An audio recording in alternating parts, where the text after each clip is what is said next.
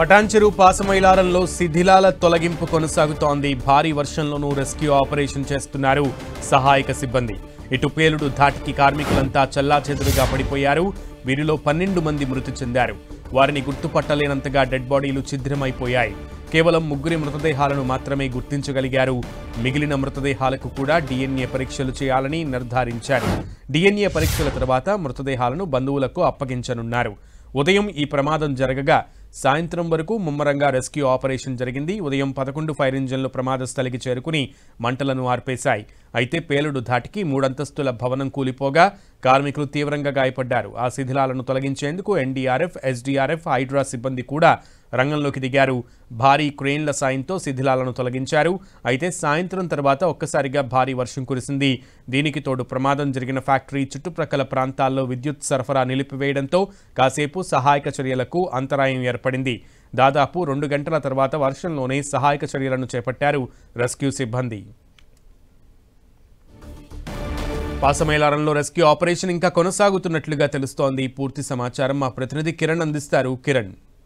Sunil, Pashamylaram reactor పేర్లు ఘటనకు సంబంధించి కూడా రెస్క్యూ ఆపరేషన్ అయితే కొనసాగుతున్నట్టుగా చెప్పుకోవాల్సి ఉంటుంది. ఇప్పటి వరకు 12 మందికి పైగా మృతదేహాలను గుర్తించారు. మరికొద్దిసేపటి క్రితం కూడా కొన్ని మృతదేహాలను గుర్తించినట్టు తెలుస్తుంది. కాబట్టి ప్రస్తుతానికైతే ఇటు రెస్క్యూ టీం కనుగొన్న మృతదేహాలకు సంబంధించి కూడా వారిని కనుగోవడం ప్రస్తుతానికి అటు అక్కడ ఉన్న అధికారులకు కష్టతరంగా మారిన పరిస్థితి కనిపిస్తుంది.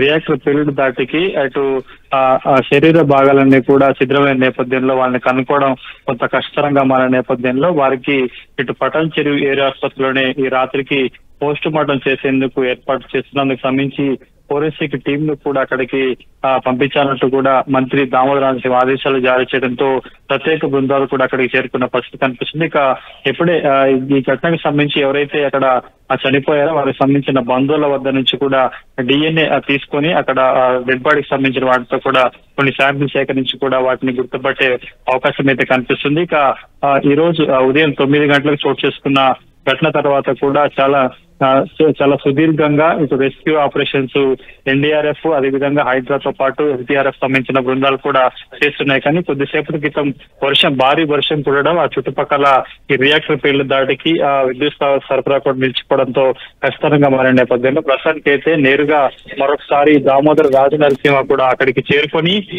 కలెక్టర్, SP సహకారం అదేవిధంగా రెస్క్యూ టీం కూడా కొన్ని మార్గదర్శకాలు జారీ చేస్తున్నారు. అక్కడ నేరుగా పరిస్థితిని పరిశీలిస్తున్నారు. రేపు ఉదయం సీఎం రేవంత్ రెడ్డి కూడా ఘటనా స్థలాన్ని పరిశీలించే అవకాశం ఉండని నేపథ్యంలో కూడా చాలా వేగవంతంగా ఈ రోజు రాత్రికి శిథిలాలను తొలగించి శిథిలాల కింద ఉన్న మిగతా వారిని కూడా కనుగొనే ప్రయత్నం చేస్తున్నారు. ఇక ఈ ఘటనకు సంబంధించి కూడా పూర్తిగా ఛత్తీస్గఢ్ తో పాటు బీహార్ రాష్ట్రానికి సంబంధించిన కార్మికులు ఎక్కువ మంది ఉండడం, వారికి సంబంధించిన వివరాలు కూడా లేకపోవడం, రియాక్టర్ పేలిన తర్వాత అడ్మినిస్ట్రేషన్ బ్లాక్ లో వారికి సంబంధించిన షీట్ కూడా పూర్తిగా అంటే వాళ్ళకి సంబంధించిన వివరాలకు సంబంధించిన బుక్ కూడా కాలిపోవడంతో ఎంతమంది చిక్కున్నారు, ఎంతమంది రియాక్టర్ పేలిన తర్వాత అక్కడ నుంచి పరుగులు తీశారు, మిగతా వారికి సంబంధించిన వివరాలు కూడా తెలుసుకోవడం కొంత కష్టంగా మారిన నేపథ్యంలో కూడా ప్రస్తుతానికైతే ఈ రోజు రాత్రి మొత్తం కూడా రెస్క్యూ ఆపరేషన్ ని కొనసాగే అవకాశం కనిపిస్తుంది. ఇక వీటితో పాటు ఇప్పటి వరకు అధికారులు గుర్తించి పటాన్చెరు ఏరియా ఆసుపత్రికి తీసుకొచ్చిన మృతదేహాలు కూడా ఈ రోజు రాత్రికే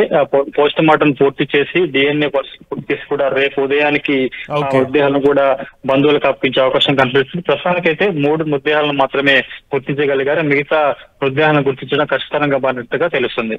ఓకే కిరణ్.